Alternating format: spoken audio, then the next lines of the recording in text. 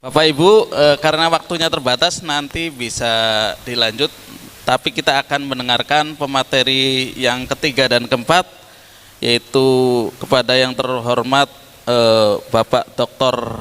Rakiman RAM Juman. Kepada beliau dipersilakan.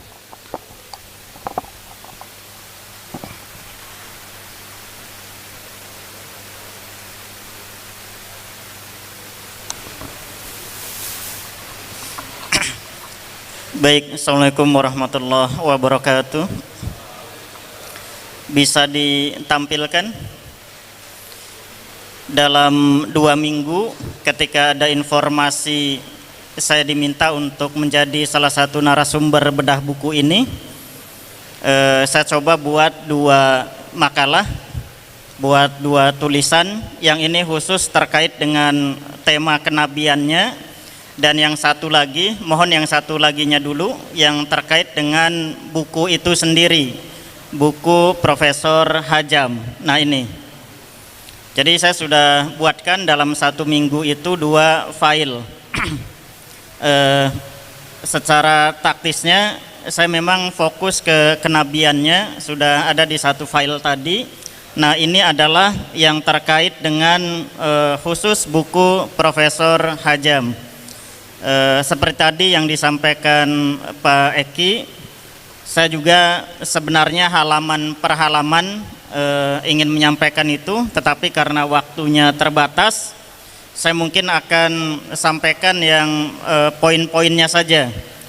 Yang pertama, karena ini adalah dilaksanakan oleh Himpunan Mahasiswa Filsafat di IAIN Syekh Nurjati Cirebon, jadi kita juga ingin lihat pandangan dari pendiri Ahmadiyah Hadrat Mirza Ghulam Ahmad terkait dengan filsafat, supaya rekan-rekan mahasiswa bisa mengetahui apa pandangan beliau terkait dengan filsafat. Itu ada di halaman bawah, halaman terakhir yang ada foto beliaunya. Jadi pendiri Ahmadiyah menyatakan bahwa perbedaan antara filsuf dengan nabi, perbedaan filsuf dengan nabi, beliau bersabda perbedaan antara filsuf dengan nabi adalah filsuf mengatakan Tuhan itu seyogianya ada, sedangkan nabi mengatakan Tuhan itu ada. Filsuf mengatakan bahwa terdapat dalil-dalil yang mengisyaratkan bahwasanya Tuhan itu seyogianya harus ada, sedangkan Nabi mengatakan saya sendiri telah bercakap-cakap dengan Tuhan dan Dia telah mengutus saya dan saya datang darinya setelah melihat Dia, di halaman terakhir. Nah kemudian terkait dengan filsafat Islam,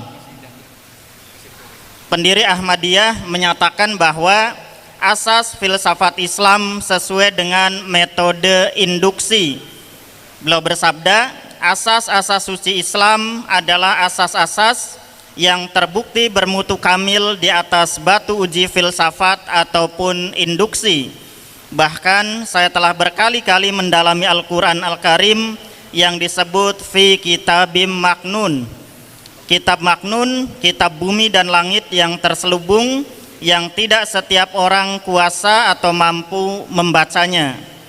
Sedangkan Al-Quran adalah cermin kitab tersebut, dan Al-Quran telah memperlihatkan Tuhan yang atasnya langit dan bumi memberikan kesaksian.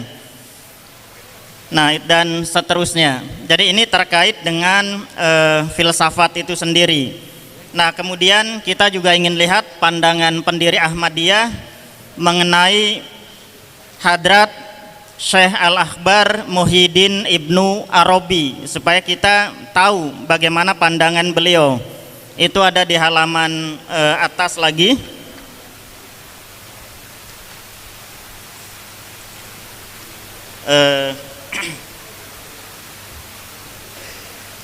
Baik.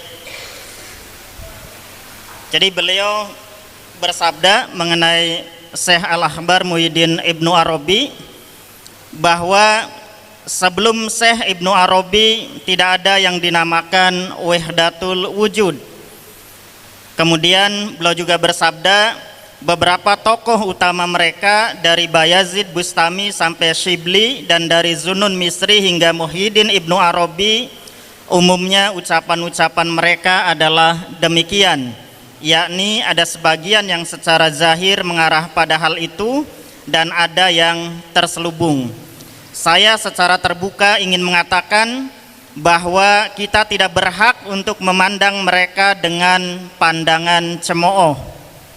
Jadi saya ulangi, saya secara terbuka ingin menyatakan bahwa kita tidak berhak untuk memandang mereka dengan pandangan cemooh. Tidak, mereka adalah orang-orang yang berakal. Jadi ini poinnya. Nah,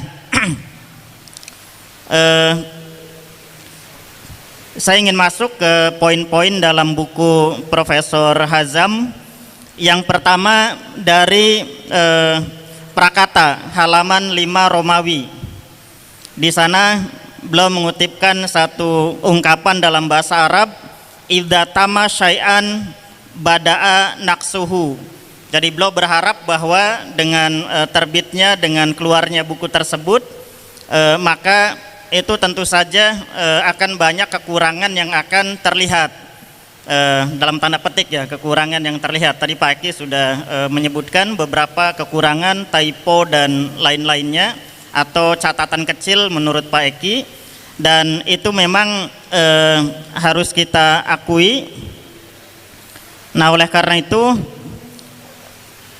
berikutnya terkait dengan tujuan utama dibentuknya Jemaat Ahmadiyah, itu di halaman 56 misalkan, di tulisan saya halaman 2, di sana dikatakan adapun tujuan utama dibentuknya Jamaah Ahmadiyah adalah sebagai wadah mengajak orang-orang Islam dan yang lainnya untuk mengimani bahwa Mirza Ghulam Ahmad Al-Qadianiyah adalah seorang nabi Al-Masih yang dijanjikan, sekaligus juga Imam Mahdi yang ditunggu-tunggu kedatangannya, di mana hal ini sudah pernah disinggung dalam berbagai riwayat dan akan terjadi pada akhir zaman.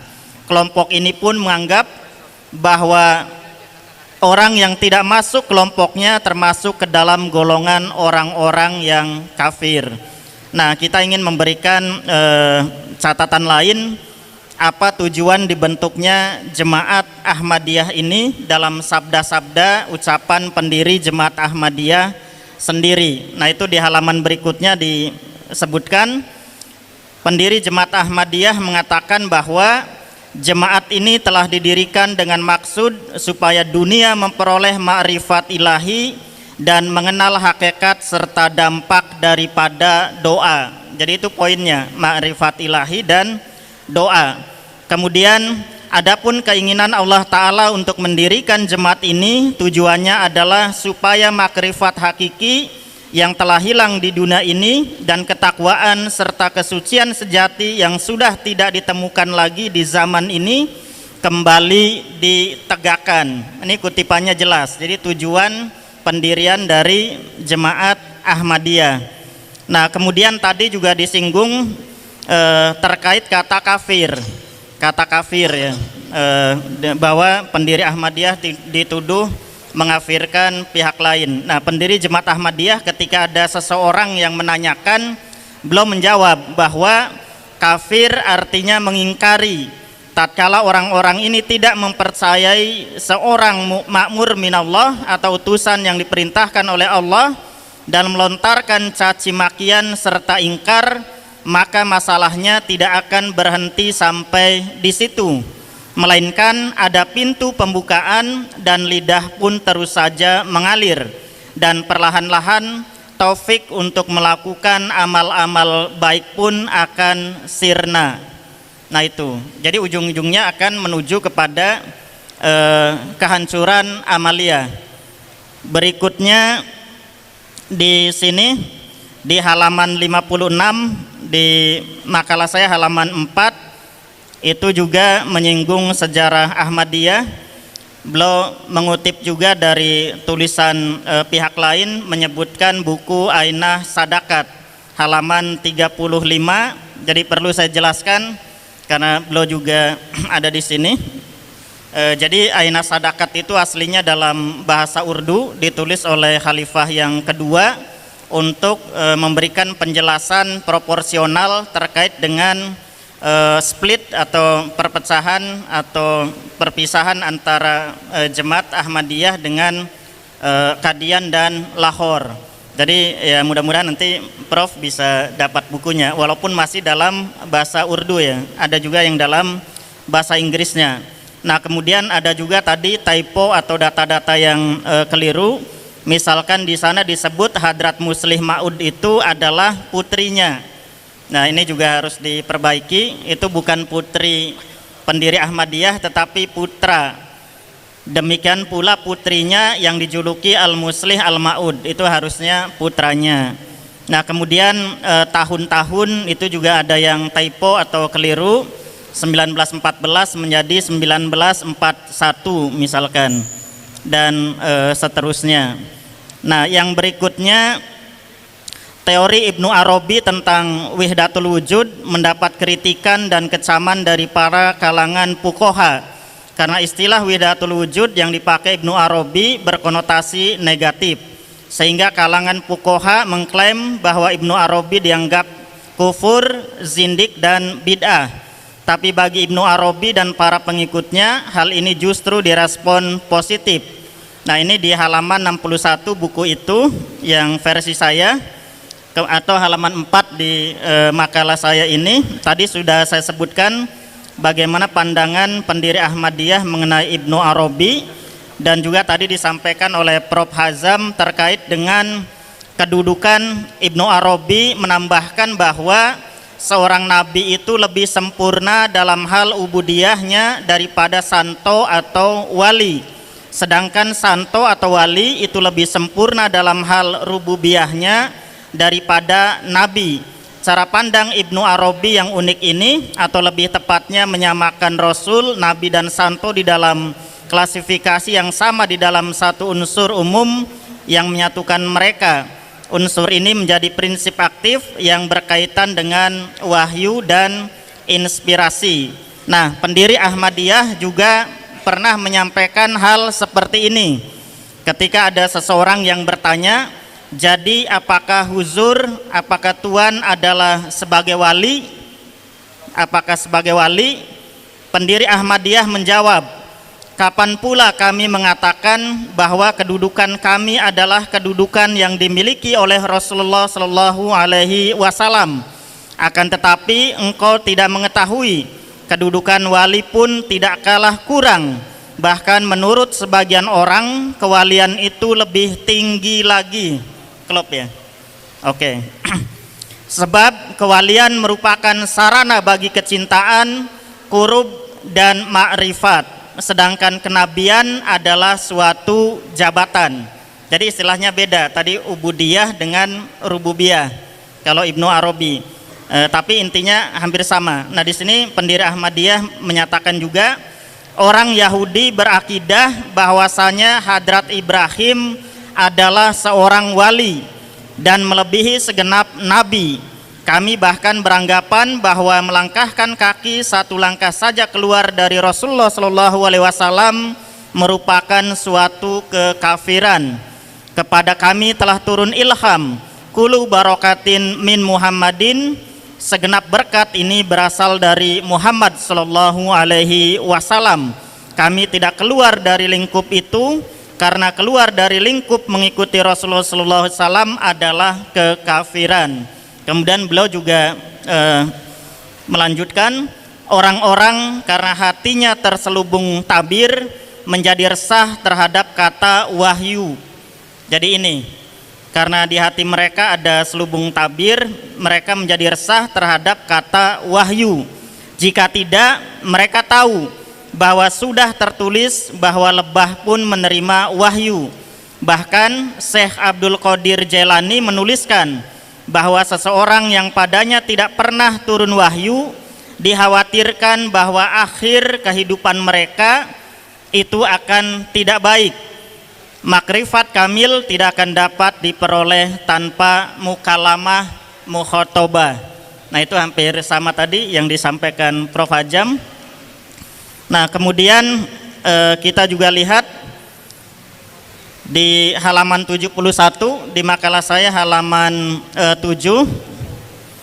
Di sana dikatakan bagi Ibnu Arabi hukum-hukum Al-Qur'an merupakan batang tubuh dari hukum Islam yang sudah diwahyukan kepada Nabi Muhammad dan bersifat final, sama seperti hadis-hadis asli Nabi. Tidak ada tempat untuk penambahan atau pengubahan hukum-hukum di atas menurut pandangan Ibnu Arabi. Walaupun kenyataannya secara eksplisit Ibnu Arabi menyatakan bahwa Al-Quran tidak lengkap.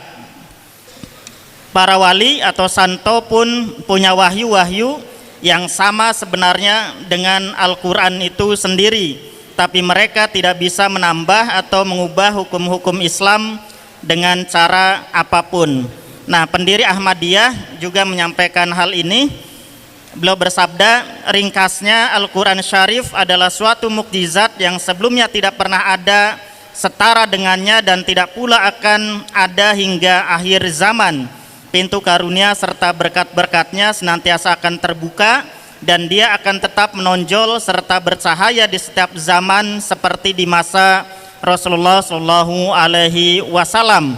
Kemudian beliau juga menyebutkan sebagaimana di setiap zaman senantiasa ada karomah, seperti itu pula lah Allah Ta'ala telah menetapkan mukjizat kalam sebagai bukti kalam mukjizat Al-Quran Asy-Syarif, sebagaimana adanya beberapa baris mukjizat Said Abdul Qadir Jailani radhiyallahu anhu. Pada zaman ini pun telah dianugerahkan mukjizat kalam sebagai mukjizat kalam Al-Quran Syarif kepadaku. Jadi ini juga beliau mendakwakan diri pernah menerima wahyu-wahyu dalam bentuk ayat-ayat suci Al-Quran, walaupun kadarnya, cita rasanya di sini disebutkan berbeda, tidak seperti yang diterima oleh Rasulullah Shallallahu Alaihi Wasallam. Nah, kemudian di halaman 73 di sini dalam bukunya Prof. Hajam itu mengelompokkan Nabi menjadi 8 Nabi Tashri itu yang beliau tulis, Nubuatu Tashri, Nubuatul Khos, Nubuatu Muqayyadah, Nubuatu Muhmilah, Nubuati Risalah, Nubuatu Syamsiyah, Nubuatu Dohiroh, dan Nubuatu Taklib. Nah, kita juga di jemaat, pendiri Jemaat Ahmadiyah menggunakan istilah-istilah kenabian Tashri itu minimalnya ada 4. Yang pertama adalah Nabi Tashri itu sendiri, yaitu Nabi yang membawa syariat atau agama. Kemudian yang beliau bersabda bahwa hendaklah diingat benar-benar bahwa pintu kenabian syariat atau nubuat Tashri benar-benar tertutup sesudah Nabi Muhammad Sallallahu Alaihi Wasallam. Setelah Al-Quran Al-Majid, tidak ada kitab yang mengajarkan hukum-hukum baru atau menghapuskan hukum Al-Quran Asy-Syarif atau memberhentikan pengamalannya. Sebaliknya pengamalannya berlangsung hingga kiamat. Ini kutipannya jelas, Nabi Tashri. Yang kedua, Nabi Hakiki, artinya sama dengan Nabi Tasri. Beliau menulis, masih banyak lagi kata-kata Nabi dan Rasul yang berhubungan dengan hamba ini, akan tetapi banyak orang salah paham dan mereka mengira bahwa hamba ini mendakwakan kenabian hakiki dan risalah yang lazim disebut sohibus syariah atau nabi pembawa syariat. Akan tetapi kata Nabi dan Rasul di sini hanya demikian artinya, yakni pembawa kabar gaib dan orang yang menyampaikan berita tentang rahasia pengetahuan-pengetahuan yang didapat dari ilmu Allah Ta'ala. Ini kutipannya jelas. Kemudian yang ketiga adalah Nabi Mukalam. Nabi Mukalam itu artinya sama dengan Nabi Tashri yang membawa syariat. Saya tidak perlu bacakan bahasa Urdunya, bahasa asli beliau, karena ini akan panjang diterjemahkan. Tapi intinya Nabi Mukalam itu juga Nabi Tashri. Kemudian yang berikutnya Nabi Tasri itu istilah lainnya adalah Nabi Tamah. Nabi Tamah ini beliau sebutkan di dalam rujukan ini, dan di dalam kitab Taudih Marom halaman 19 atau At-Tabligh halaman 14 beliau dengan jelas juga menyebutkan bahwa hadis lam yabqa minan nubuwah illa mubasyirat menunjukkan bahwa kenabian yang sempurna atau nubuat tamah yang mengandung wahyu syariat baru itu memang sudah terputus, yang mengandung syariat. Nah, itu terkait dengan Nabi Tashri, Ibnu Arabi dan pendiri Ahmadiyah perbandingannya. Kemudian Nabi Goeru Tashri atau Amah. Di sini ada 10 yang di dalam buku Profesor Hajam itu An-Nubuwatul Batinah, kemudian An-Nubuwatul Amah, An-Nubuwatul Umum, kemudian Nubuwatul Akhbar, Al-Warisatun Nubuwah, An-Nubuwatul Mutaqoh, An-Nubuwatul Sariyah, An-Nubuwatul Waris, An-Nubuwatul Wali, dan An-Nubuwatul Qomariyah. Nah, pendiri Jemaat Ahmadiyah juga memberikan klasifikasi atau pengelompokan terhadap Nabi Goeru Tashri atau tidak membawa syariat. Yang pertama adalah Nabi Umati. Tadi sudah disebutkan oleh Pak Eki. Di sini jelas beliau bersabda, sorry torpar Nabi kahitab muje dia gea magar istarahe ke ek pehluse Nabi or ek pehluse ummati. Dengan jelas sekali gelar Nabi diberikan kepada saya, akan tetapi di satu sisi saya adalah Nabi dan di sisi yang lain saya adalah ummati. Jadi beliau seorang nabi tidak membawa syariat yang mengikuti yang menjadi umat dari Nabi Muhammad Rasulullah Shallallahu Alaihi Wasallam. Kutipannya jelas dalam Ruhani Hozain jilid 22 halaman 154. Kemudian nabi yang tidak membawa syariat berikutnya disebut atau istilahnya adalah Nabi Zili. Di sini beliau bersabda menulis dalam kitab Al-Istifta bab 2 halaman 30. Wa inna nabiyana khotamul anbiya la nabiyya ba'dah alladhi yunawiru wa sayakunu dhuhurahu dilla dhuhurihi. Dan sesungguhnya nabi kita Muhammad sallallahu alaihi wasallam adalah khotamun nabiin. Tidak ada nabi sesudah beliau kecuali nabi yang disinari cahayanya sehingga kehadirannya sebagai bayangan atau zili dari kehadirannya. Jadi ini jelas istilah Nabi Zili. Yang berikutnya Nabi Buruzi. Pendiri Ahmadiyah menyebutkan wa ja'alani buruzan li khotamin nabiyyin wa sayyidil mursalin.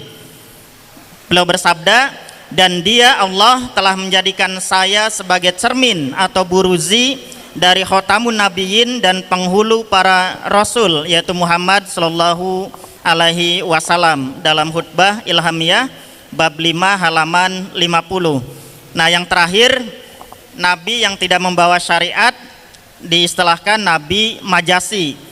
Beliau bersabda, sumaitu nabiyan minallahi ta'ala ala tariqil majaz la ala wazil hakiko. Aku dinamakan nabi oleh Allah Ta'ala atas jalan majaz, bukan atas jalan hakiki. Ini terdapat di dalam Tatimah Hakikatul Wahyi halaman 25 atau Al-Istifta bab Zikrul Mubahalah halaman 86. Nah, kalau kita lihat skemanya itu nanti kita bisa jelas di sana. Itu adalah skema kenabian menurut Ahmadiyah. Jadi Nabi Tashrinya itu mencakup Nabi Hakiki, Nabi Mukalam, dan juga Nabi Tamah. Sedangkan Nabi Gair Tashrinya itu nanti mencakup Gair Tashri Mustaqil, Gair Tashri Goir Mustaqil. Nah, semacam itu. Ya, baik. Nah, ini klasifikasi laginya yang di halaman bawah. Itu ada yang lebih jelas lagi. Baik, saya kira itu dulu yang perlu saya sampaikan dalam paparan ini karena waktunya juga mepet. Wa akhiru da'wana alhamdulillahirabbil alamin. Assalamualaikum warahmatullahi wabarakatuh. Waalaikumsalam warahmatullahi wabarakatuh.